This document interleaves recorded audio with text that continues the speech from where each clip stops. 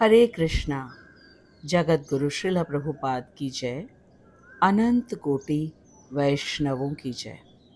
हम भगवद गीता के 8वें अध्याय का अध्ययन कर रहे हैं।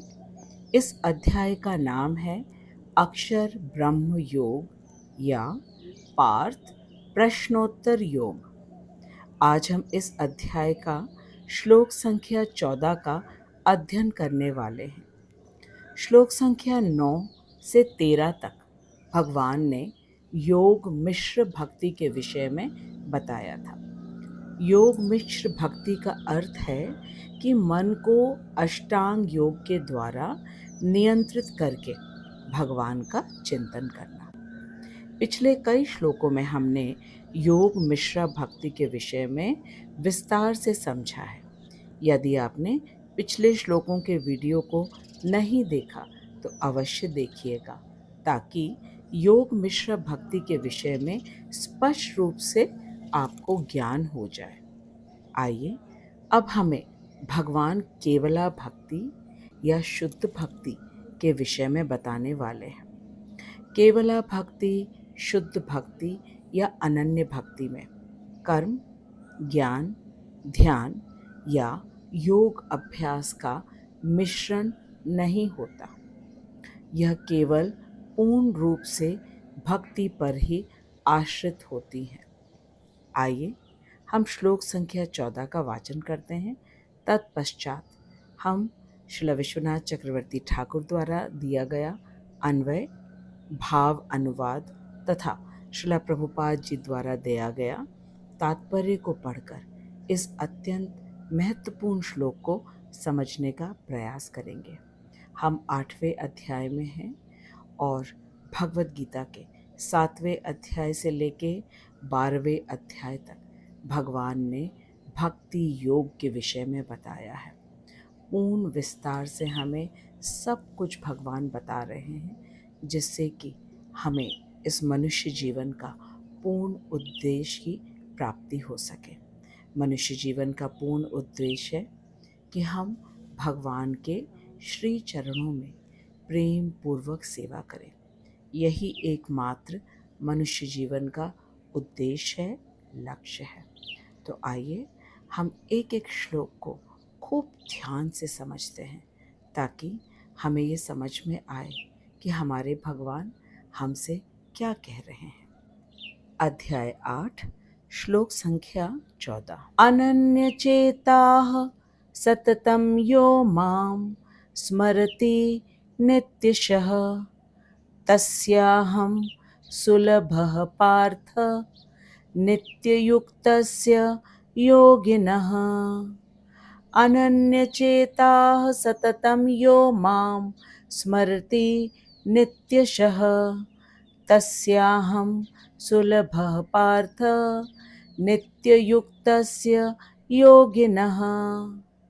अनन्यचेताः सततं यो मां स्मरति नित्यशः तस्याहं सुलभः पार्थ नित्ययुक्तस्य योगिनः।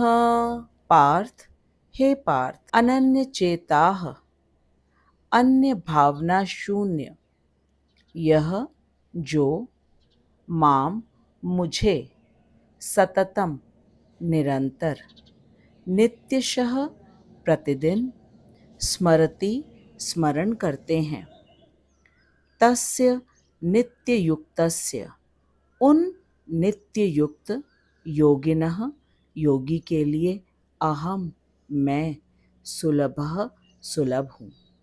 हे पार्थ, जो अन्य भावना शून्य होकर निरंतर प्रतिदिन मुझे स्मरण करते हैं, उन नित्य युक्त योगियों के लिए मैं सुलभ हूँ। अनन्य चेताः सततं यो माम स्मरति नित्यशः तस्याहं सुलभः पार्थ नित्ययुक्तस्य योगिनः। श्री विश्वनाथ चक्रवर्ती ठाकुर हमें आज के श्लोक के विषय में बता रहे हैं कि भगवान इस श्लोक में केवला भक्ति के विषय में बता रहे हैं।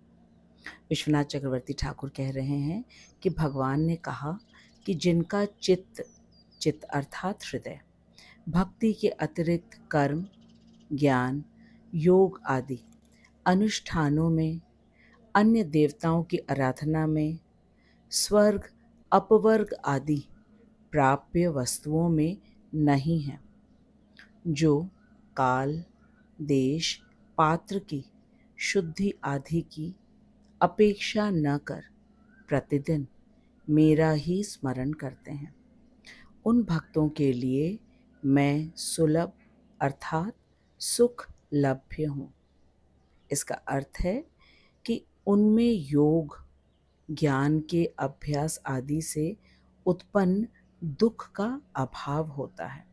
भगवान यहाँ केवला भक्ति के विषय में बता रहे हैं और बता रहे हैं कि जो भक्त भगवान का प्रतिदिन स्मरण करते हैं और जो देश, काल, पात्र की शुद्धता की अपेक्षा किए बिना प्रतिदिन भगवान का स्मरण करते हैं, उनके लिए भगवान सुलभ हैं अर्थात सुख लभ्य हैं।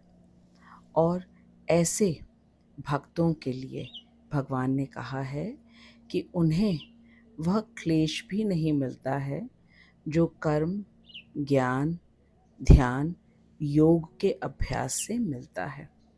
तो इसीलिए भगवान ने कहा है कि अनन्य भक्ति, केवला भक्ति या शुद्ध भक्ति के जो अवलंबन करते हैं भक्त, उनके लिए भगवान सुख लभ्य हैं। फिर आगे चक्रवर्ती पाद कह रहे हैं कि नित्य युक्तस्य का तात्पर्य है कि नित्य मेरे योग की आकांक्षा करने वाले, योग अर्थात भगवान के साथ संबंध स्थापित करना। तो भगवान ने कहा कि जो नित्य युक्त हैं, जो सतत और जो अनन्य चित्त से भगवान का स्मरण करते हैं, उनके लिए भगवान नित्य सुलभ हैं। और फिर आगे कह रहे हैं भगवान कि यदि ये संशय हो कि भविष्य में भी भगवान सुलभ होंगे कि नहीं, तो इसके उत्तर में भगवान ने स्वयं कहा है कि मैं उनके लिए नित्य सुलभ हूँ। इसका अर्थ यह है कि किसी को भी ये संशय नहीं होना चाहिए कि यदि कोई भगवान का श्रवण कर रहा है, स्मरण कर रहा है, भक्ति में प्रेम पूर्वक सेवाएं कर रहा है, तो क्या उसे भगवान सुलभ होंगे, या वर्तमान में सुलभ हो गए तो क्या भविष्य में भी सुलभ होंगे।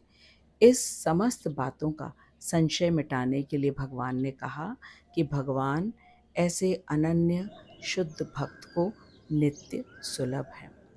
और अंत में विश्वनाथ चक्रवर्ती ठाकुर योगिना शब्द का तात्पर्य दे रहे हैं।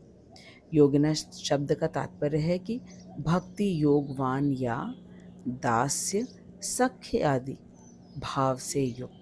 भगवान की सेवा करने के लिए कोई ना कोई संबंध होता है, वह है दास्य, सख्य, वात्सल्य और माधुर्य।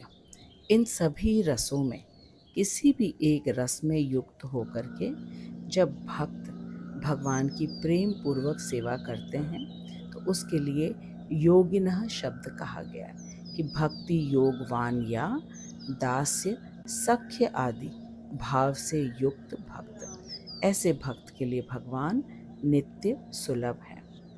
आइए हम विश्वनाथ चक्रवर्ती ठाकुर के अन्वय को और सरल शब्द में समझने का प्रयास करते हैं।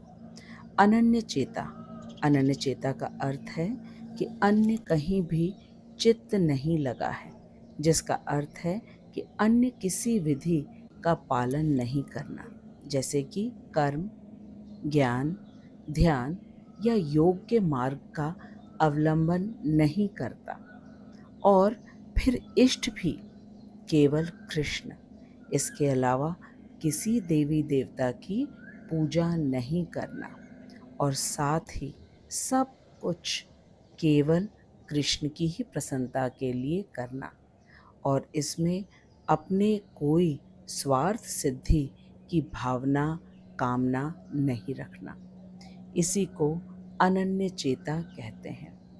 चित्त का अर्थ है मन। ऐसे अनन्य भक्त के मन के विषय में बताया है कि ऐसे भक्त का मन अब किसी प्रकार का कोई कर्म, ज्ञान, ध्यान या योग करने में लगता ही नहीं है।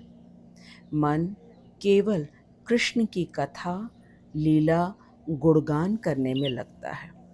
इसे अनन्य चित्त कहते हैं। और जो ऐसा अनन्य चित्त वाला भक्त हो जाता है, वह भगवान को बहुत प्रिय होता है। इतना सब कुछ कहने के बाद विश्वनाथ चक्रवर्ती ठाकुर ने कहा कि सततम भी एक गुण है जो कि अनन्य भक्त का होता है। सततम अर्थात देश, काल, पात्र की शुद्धि की अपेक्षा नहीं है। देश अर्थात स्थान, जो व्यक्ति हर स्थान में समान रूप से कृष्ण का चिंतन स्मरण कर सके, साथ ही जिस पर काल का कोई प्रभाव ना हो, चाहे प्रहलाद और ध्रुव की तरह बाल्य अवस्था में हो या बड़ी उम्र हो, जिसकी भक्ति प्रतिदिन हो रही है। भक्ति अर्थात प्रेम पूर्वक सेवा। ऐसा व्यक्ति जिसमें ये गुण है कि जो कि अनन्य चेता है, सततम है और नित्य भगवान का स्मरण करता है, उसके लिए भगवान ने कहा है कि वे ऐसे भक्त के लिए हमेशा सुलभ हैं। सुलभ अर्थात सुख लभ्य हैं, सुखपूर्वक प्राप्त हैं। श्री विश्वनाथ चक्रवर्ती ठाकुर की जय। आइए अब हम श्रील प्रभुपाद जी के तात्पर्य को खूब ध्यानपूर्वक पढ़ते हैं। जगत गुरु श्रील प्रभुपाद की जय।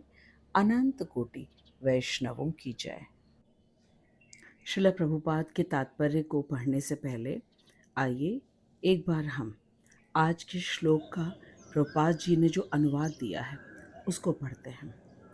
प्रभुपाद जी कह रहे हैं कि भगवान ने कहा कि जो नित्य निरंतर अनन्य भाव से मेरा स्मरण करता है, अनन्य चेताह सततम यो माम स्मरति नित्यशः, उसके लिए हे अर्जुन मैं सुलभ हूँ, क्योंकि वह नित्य मेरे भक्ति योग के परायण रहता है।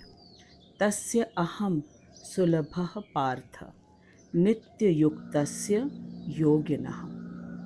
अब आइए आज के श्लोक को खूब सरल शब्दों में प्रभुपाद जी के तात्पर्य को पढ़कर समझने का प्रयास करते हैं। प्रभुपाद जी कह रहे हैं कि इस श्लोक में अनन्य भगवत भक्तों के भक्ति योग का प्रतिपादन हुआ है। अनन्य भगवत भक्ति अर्थात शुद्ध भक्ति, केवला भक्ति, केवला भक्ति के द्वारा, शुद्ध भक्ति के द्वारा जो भक्ति योग है उसका प्रतिपादन हुआ है इस श्लोक में। फिर प्रभुपाद जी कह रहे हैं कि पहले के श्लोकों में अर्थात पिछले अध्याय के श्लोकों में आर्त, जिज्ञासु, अर्थार्थी एवं ज्ञानी, इन 4 प्रकार के भक्तों का वर्णन पहले किया जा चुका है। 7वें अध्याय में हम लोगों ने देखा था कि भगवान ने कहा था कि 4 प्रकार के लोग जो भगवान के पास आते हैं कुछ मांगने के लिए। आर्त वे हैं जो किसी प्रकार से शारीरिक या मानसिक रूप से दुखी हैं। जिज्ञासु वो हैं जो भगवान के विषय में जानना चाहते हैं, इसलिए वे भगवान के पास जाते हैं। अर्थार्थी वो हैं जो धन चाहते हैं। और ज्ञानी वो हैं जिन्हें ज्ञान हो गया है पूर्ण रूप से कि इस सृष्टि में सब कुछ भगवान का है और वे भगवान से कुछ मांगते नहीं, क्योंकि ये पूर्ण रूप से उन्हें ज्ञान है कि सब कुछ भगवान ने ही दिया है, तो उनसे मांगना क्यों है। और वे भगवान के विषय में नित्य ज्ञान लेते रहते हैं, वेद, पुराण, शास्त्रों का अध्ययन करते रहते हैं। इसके पश्चात प्रभुपाद जी कह रहे हैं कि भव बंधन से मुक्ति के लिए कर्म योग, ज्ञान योग, हठ योग को अष्टांग योग भी कहते हैं, इन विविध पथों का भी विवरण हो चुका है, परंतु आज के श्लोक में इनके सम्मिश्रण से रहित विशुद्ध भक्ति योग का वर्णन है। इसका अर्थ है कि आज के श्लोक में भगवान ने कर्मयोग, ज्ञान योग, ध्यान योग से हटा करके केवल भक्ति योग, केवला भक्ति, अनन्य भक्ति, शुद्ध भक्ति के विषय में वर्णन किया है। भक्ति योग में भक्तों को श्री कृष्ण के अतिरिक्त अन्य कुछ भी अभिषिप्त नहीं रहता। यही भक्ति योग की विशेषता है कि इसमें भक्तों को श्री कृष्ण के अतिरिक्त अन्य कुछ भी नहीं चाहिए। शुद्ध भक्त स्वर्गारोहण अथवा भव बंधन से मुक्ति तक की इच्छा नहीं करते हैं। शुद्ध भक्त सर्वदा निस्पृह होते हैं। चैतन्य चरितामृत में शुद्ध भक्त को निष्काम कहा है। निष्काम अर्थात उसके मन में अन्य कोई कामना नहीं होती है, जिसका अर्थ है कि उसमें निजेंद्रिय तृप्ति विषयक कामना की लेश मात्र गंध भी नहीं होती। पूर्ण शांति एकमात्र उसी की संपत्ति है, अर्थात कि जो निष्काम है उसी को पूर्ण शांति मिलती है, क्योंकि वह अपनी इंद्रिय तृप्ति के लिए कुछ भी नहीं करता। वह केवल और केवल कृष्ण को सुख देने के लिए, कृष्ण की प्रसन्नता के लिए सब कुछ करता है। सो पूर्ण शांति एकमात्र ऐसे ही भक्त की संपत्ति है, और उसकी नहीं जो स्वार्थ से, निमित्त से चेष्टा करते हैं। स्वार्थ के निमित्त के जो चेष्टा करते हैं उन्हें पूर्ण शांति की प्राप्ति नहीं होती। शुद्ध भक्त तो केवल भगवान को प्रसन्न करना चाहता है। इसीलिए श्री भगवान कहते हैं कि अनन्य भक्त के लिए वे सुलभ है। आइए फिर से पढ़ते हैं। भगवान ने कहा कि वो अनन्य भक्त के लिए सुलभ है। और अनन्य भक्त कौन है? जो शुद्ध भक्त है, जो केवल और केवल भगवान को प्रसन्न करना चाहता है। भक्त भगवान के किसी भी दिव्य विग्रह की सेवा कर सकता है।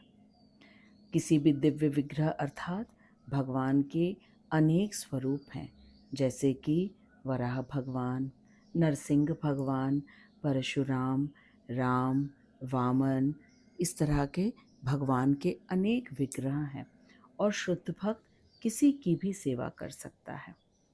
आगे प्रभुपाद जी कह रहे हैं कि अन्य योगों का अभ्यास करने वाले के आगे आने वाले व्यवधान उसके मार्ग में कभी नहीं आते। इसका अर्थ है कि जो अन्य योग है, जैसे कि कर्म योग है, ज्ञान योग है, ध्यान योग है या योग अभ्यास है, उनमें आने वाले, उन मार्गों में आने वाले जो व्यवधान हैं वह शुद्ध भक्ति में कभी नहीं आते हैं। कर्म योग में जो व्यवधान है वह इस प्रकार से है कि कर्म कांड करते करते यदि कोई त्रुटि हो जाए तो कभी भी योग की सिद्धि नहीं होगी। उसी प्रकार से ज्ञान लेना इतना सरल नहीं है कि 4 वेद, 18 पुराण, इतना सब पढ़कर सब कुछ याद रहे। अगर कुछ भूल गए तो वह व्यवधान है। उसी प्रकार से ध्यान योग भी हमने देखा है कि ऋषि विश्वामित्र, सौभरी मुनि परमात्मा पर ध्यान कर रहे थे, लेकिन उनका ध्यान भंग हो गया था। और जो योग अभ्यास है, जिसमें अष्टांग योग की विधि से भ्रिकुटियों के मध्य में प्राण वायु को केंद्रित करके, सभी इंद्रियों को नियंत्रित करके, सभी इंद्रिय विषयों से हटा करके, मन को हृदय में केंद्रित करके, ओम का उच्चारण करके भगवान का ध्यान करना, ये सभी अत्यंत कठिन मार्ग हैं। इन मार्गों में जो कठिनाई आती है वह भक्ति मार्ग में कभी नहीं आती, क्योंकि भक्ति योग के आरंभ में ही सबसे पहले श्रवण आता है। तो जब भगवान की कथा लीला का कोई निष्ठापूर्वक श्रवण करेगा तो इसमें क्या व्यवधान आ सकता है। इसीलिए भक्ति योग को कहा गया है कि ये बड़ा ही सुगम है, शुद्ध है और सुख साध्य है। आगे प्रभुपाद जी कह रहे हैं कि हरे कृष्ण महामंत्र के कीर्तन द्वारा इसका प्रारंभ किया जा सकता है। श्री कृष्ण अपने सेवकों के लिए कृपा से ओतप्रोत अति द्रवित हृदय हैं। इसीलिए वे पूर्ण शरणागत भक्त का सब प्रकार से सहायता करते हैं और वह उनके तत्व को जान जाता है। ऐसे भक्त को भगवान वह पर्याप्त बुद्धि देते हैं जिससे अंत में वह भगवत धाम में उन्हें प्राप्त कर ले। प्रभुपाद जी ने कहा कि भक्ति योग की जो विधि है वह हरे कृष्ण महामंत्र से प्रारंभ होती है।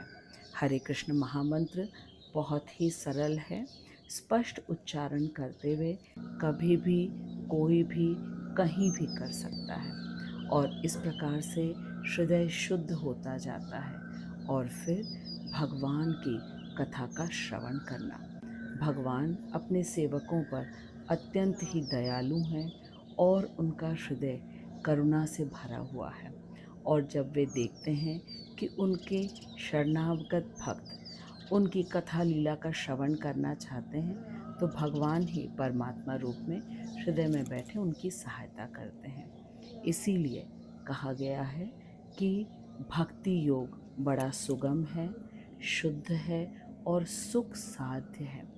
भगवान अपने भक्तों को पर्याप्त बुद्धि देते हैं जिससे कि अंत में भक्त भगवत धाम को प्राप्त होकर भगवान की प्रेम पूर्वक सेवा कर सके।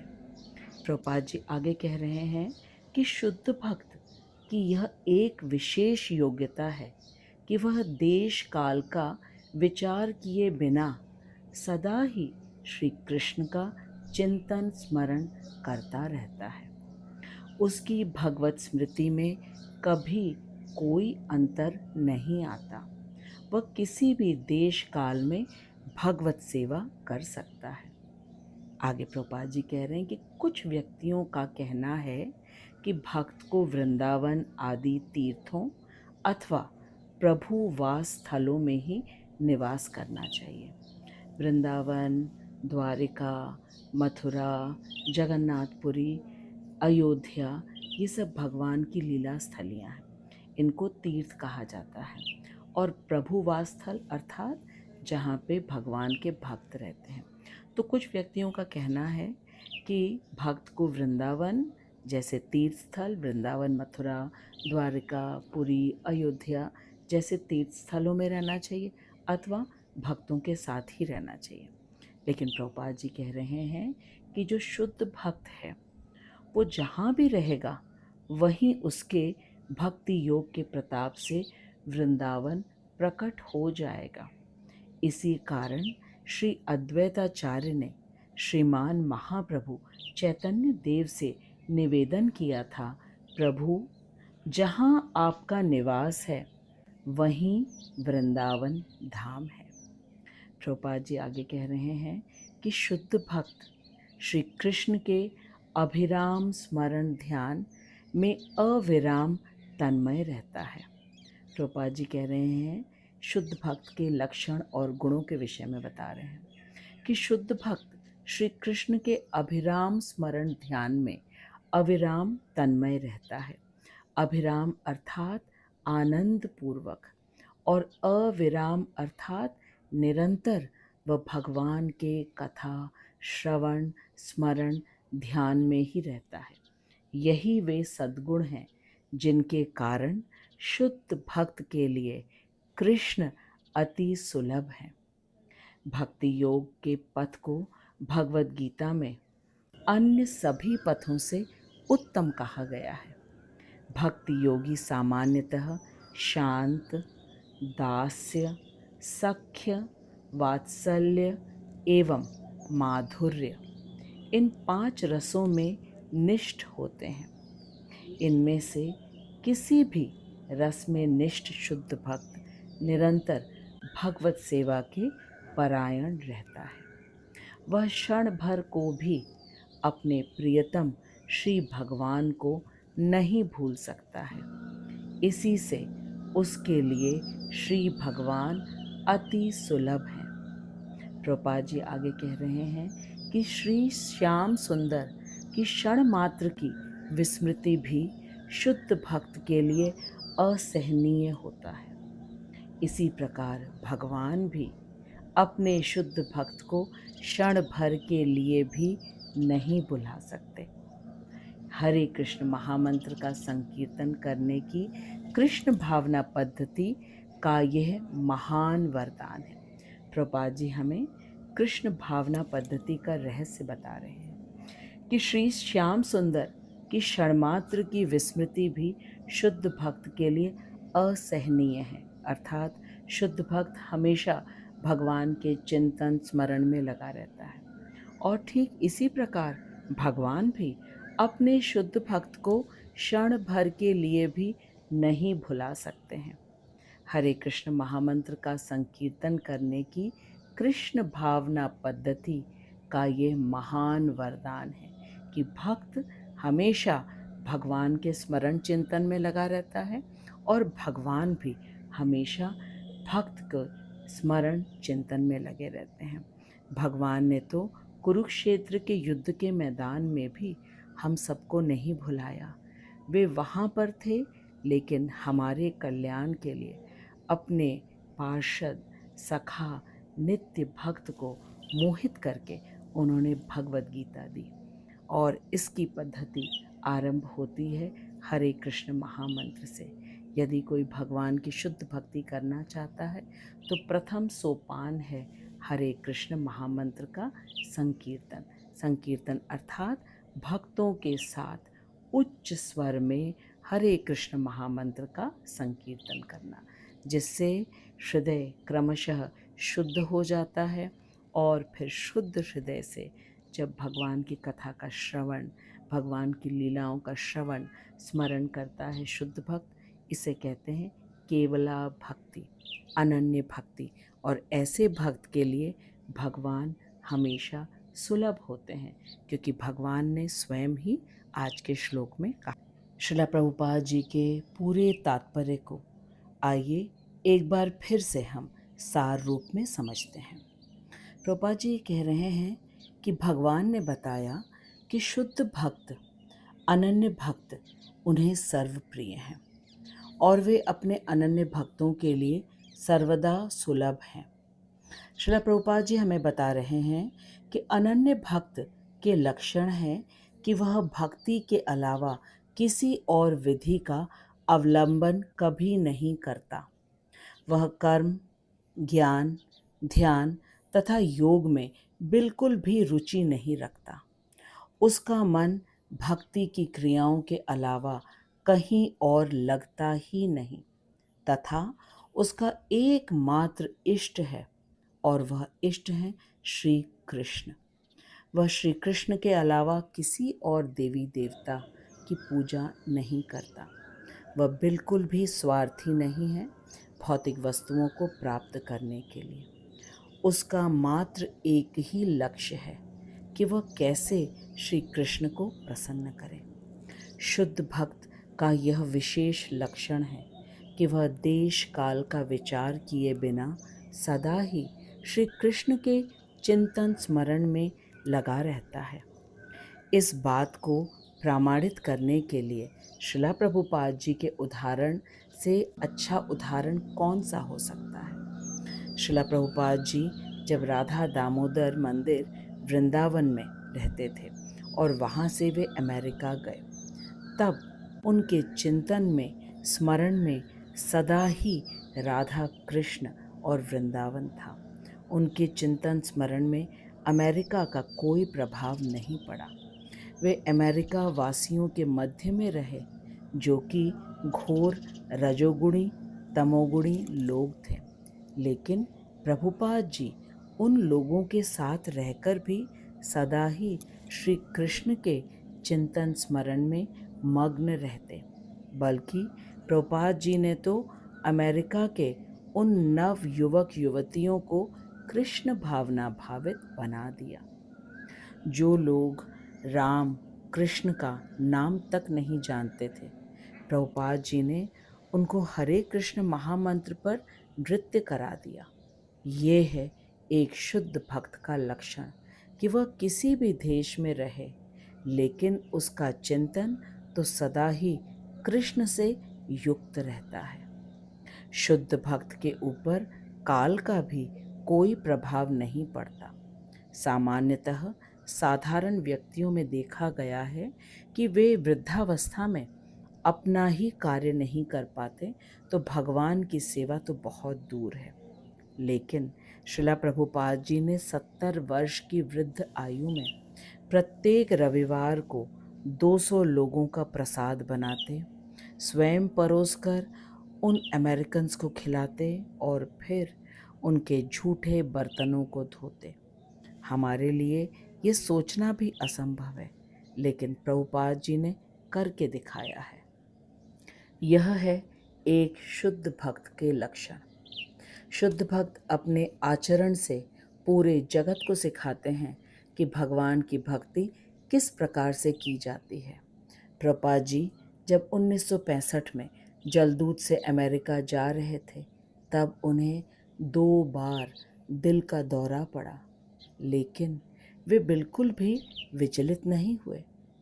कृष्ण पर पूरा विश्वास करके अपने गुरु के आज्ञा पालन के लिए मात्र 40 रुपये लेकर प्रभुपाद जी अमेरिका गए। वे अपने साथ 2 ट्रंक भरकर भगवद गीता यथारूप और श्रीमद् भागवतम को लेकर गए, जिसका उन्होंने राधा दामोदर मंदिर वृंदावन में अपने कक्ष में भाषांतर किया। एक एक शब्द का अर्थ, भावार्थ, तात्पर्य को लिखा था। भगवान की वाणी तो संस्कृत है, भगवान तो देव भाषा संस्कृत में बोलते हैं। उनकी भगवद गीता, श्रीमद् भागवतम सब कुछ संस्कृत में है, लेकिन प्रभुपाद जी ने 40 वर्षों तक कठिन एवं अथक प्रयास किया ताकि इन पुस्तकों को हम सरल भाषा में समझ सके। यह है असीम अपार करुणा, जो कि एक शुद्ध भक्त का लक्षण है। शुद्ध भक्त प्रत्येक कार्य केवल कृष्ण की ही प्रसन्नता के लिए करता है, उसका कोई और हेतु नहीं होता है। कृष्ण हमारे नित्य माता पिता हैं। उन्होंने हमें स्वयं आकर भगवद गीता दी ताकि हम भगवद गीता को पढ़कर जानें और मानें कि भगवान कौन है, हम कौन हैं तथा भगवान के साथ हमारा क्या संबंध है। भगवान तो हमें एक क्षण के लिए भी नहीं भुलाते हैं। कुरुक्षेत्र के युद्ध भूमि में भी भगवान हमको याद करके अपने नित्य सखा और भक्त अर्जुन को मोहित करके, अर्जुन को मोह से बाहर निकालने के बहाने से उन्होंने हमें भगवद गीता दी। लेकिन जब हमने भगवद गीता को नहीं पढ़ा, तब भगवान ने भक्त के रूप में अवतरित होकर चैतन्य महाप्रभु के रूप में हरिनाम संकीर्तन दिया और कहा कि प्रत्येक मनुष्य को भगवद गीता को अवश्य पढ़ना और समझना चाहिए, जिससे कि पूरे समाज में, जगत में मंगल हो, कल्याण हो। लेकिन जब हमने फिर भी नहीं पढ़ा, तो भगवान ने अपने पार्षद श्रीला प्रभुपाद जी को भेजा और श्रीला प्रभुपाद जी ने 1965 में अमेरिका जाकर अनेक अनेक कष्टों को सहकर पूरे विश्व को हरिनाम संकीर्तन दिया और साथ ही भगवद गीता यथारूप भागवतम को भी दिया। उन्होंने मात्र 11 वर्षों में पूरे विश्व में 108 राधा कृष्ण के भव्य मंदिरों का निर्माण किया, 10,000 से भी ज़्यादा शिष्यों को दीक्षा दी और सभी मंदिरों को भगवद गीता, भागवतम को पढ़ाने के लिए विद्यालय के रूप में स्थापित किया। इन मंदिरों में प्रत्येक दिन सभी के लिए मंगल आरती, दर्शन आरती, भगवद गीता यथारूप, भागवतम की कक्षाएं एवं भरपेट स्वादिष्ट एवं पौष्टिक प्रसाद की व्यवस्था की। श्रीला प्रभुपाद जी ने ये सब अकेले ही किया, क्योंकि वे सदा ही कृष्ण के स्मरण चिंतन में मग्न रहते और उन्होंने सब कुछ केवल कृष्ण को प्रसन्न करने के लिए किया। अपने गुरु महाराज के आदेश का पालन करने के लिए किया। यही है एक शुद्ध भक्त का लक्षण। शुद्ध भक्त वह है जो सदा कृष्ण के नाम गुण लीला में मग्न रहता है और सदा ही कृष्ण को प्रसन्न करने के लिए कठिन से कठिन परिश्रम प्रयास करता रहता है। ऐसे भक्तों के लिए कृष्ण ने कहा है कि वे सदा ही सुलभ होते हैं। इसी बात को भगवान ने आज के श्लोक में कहा है। अनन्य चेताः सततम यो माम स्मरति नित्यशः तस्याहम सुलभः पार्थ नित्य युक्तस्य योगिना। हे पार्थ, जो अनन्य भावना शून्य होकर निरंतर प्रतिदिन मुझे स्मरण करते हैं, उन नित्य युक्त योगियों के लिए मैं सुलभ हूँ। मैं आशा करती हूँ कि अब हम सभी को अच्छी तरह पता चल गया है कि भगवान को प्राप्त करने का एकमात्र मार्ग कौन सा है। भगवान ने 7वें अध्याय में कर्म ज्ञान मिश्रित भक्ति के विषय में बताया था। भगवान ने आर्त, अर्थार्थी, जिज्ञासु तथा ज्ञानी के विषय में बताया था, जो कि कर्म ज्ञान मिश्रित भक्ति करते हैं। आर्त वे हैं जो भगवान से अपने शारीरिक मानसिक दुखों के निवारण के लिए प्रार्थना करते हैं। अर्थार्थी वे हैं जो अपनी आर्थिक स्थिति को सुधारने के लिए भगवान से प्रार्थना करते हैं। और जिज्ञासु वो हैं जो भगवान की पूजा करते हैं, भगवान के पास जाते हैं ताकि वो भगवान को जान सके। यह है कर्म मिश्रा भक्ति। ज्ञान मिश्रा भक्ति वह है जब व्यक्ति को यह पूर्ण ज्ञान हो जाता है कि इस जगत की प्रत्येक वस्तु भगवान की है तथा भगवान पूर्ण नियंता है और भगवान ने सब कुछ सबको दिया है। इस ज्ञान के होने के बाद ज्ञानी भगवान से कुछ मांगता नहीं है।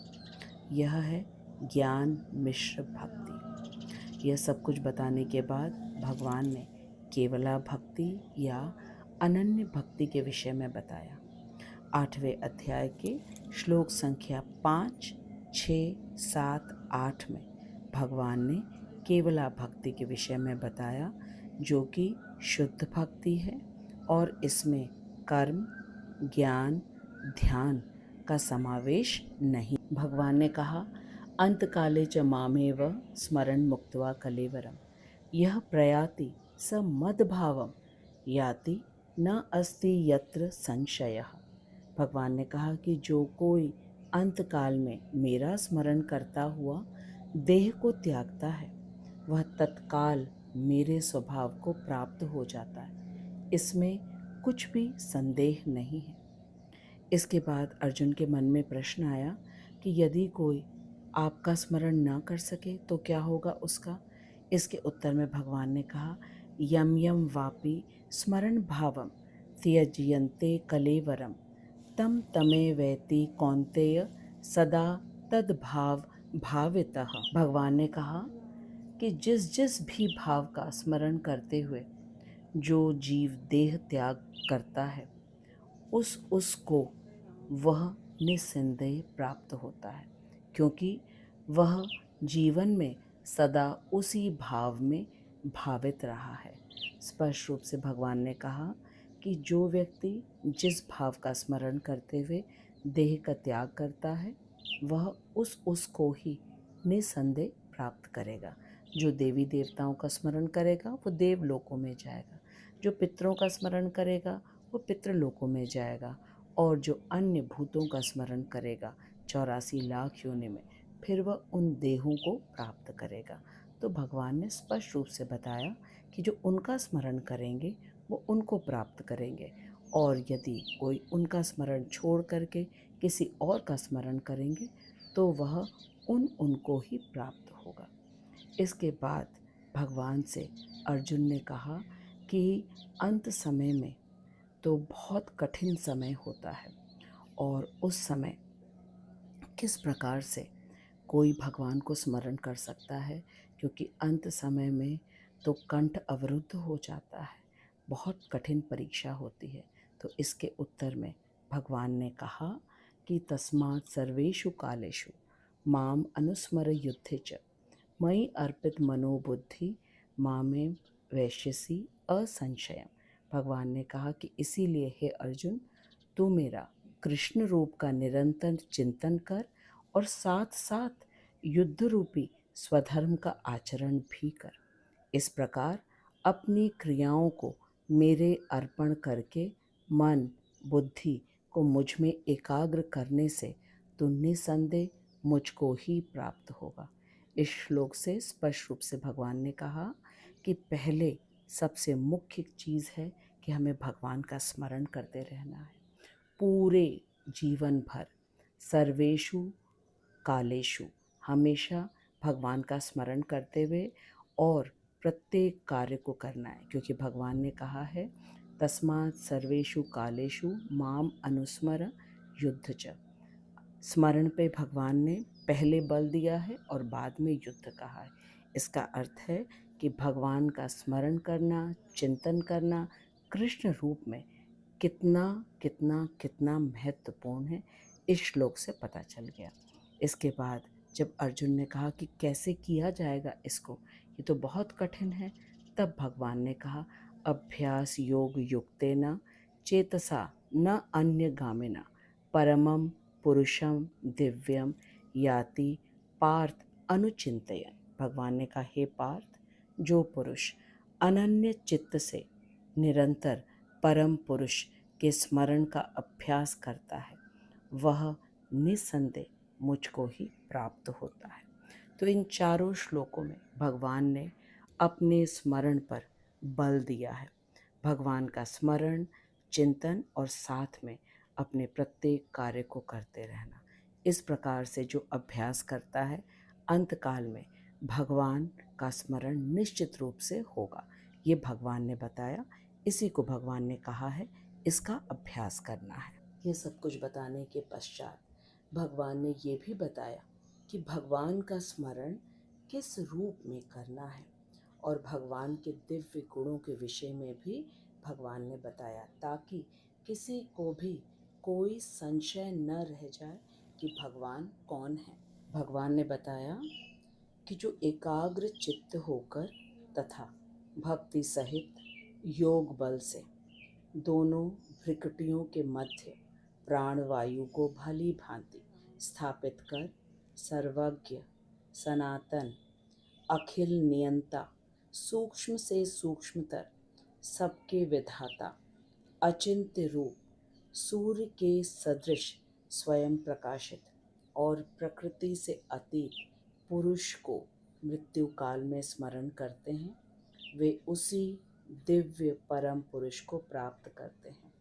यहीं से भगवान ने योग मिश्र भक्ति के विषय में बताना आरंभ किया, जिसमें योग के बल से भ्रिकुटियों के मध्य में प्राण वायु को एकत्रित कर और समस्त इंद्रियों को इंद्रिय विषयों से हटा करके परम पुरुष भगवान, जिनके गुण हैं कि वे सर्वज्ञ हैं, सनातन हैं, अखिल नियंता हैं, सूक्ष्म से भी सूक्ष्म हैं, सबके विधाता हैं, अचिंत्य हैं, स्वयं प्रकाशित हैं सूर्य के समान, ऐसे अतीत पुरुष को जो मृत्यु काल में स्मरण करते हैं वे ही दिव्य परम पुरुष को प्राप्त करते हैं। ये बताने के पश्चात फिर भगवान ने योग मिश्रा भक्ति के विषय में और भी बताया, जो कि अष्टांग योग के अभ्यास के द्वारा किया जाता है। इस योग में समस्त इंद्रियों को इंद्रिय विषयों से संपूर्ण रूप से हटाकर मन को हृदय में केंद्रित कर ओम का उच्चारण करते हुए भगवान कृष्ण का ध्यान करने की विधि को बताया है। इसे योग मिश्रा भक्ति कहते हैं, क्योंकि इस विधि में मन को अष्टांग योग के द्वारा नियंत्रित करने का विधान है। प्रभुपाद जी कह रहे हैं कि समस्त प्रकार के कर्म, ज्ञान, ध्यान तथा योग मिश्र भक्ति के विषय में बताने के पश्चात भगवान ने श्लोक संख्या 14 में केवला भक्ति या शुद्ध भक्ति के विषय में बताया है। केवला का अर्थ है कि इस विधि में भक्ति के अलावा कोई कर्म, ज्ञान, ध्यान या योग नहीं है।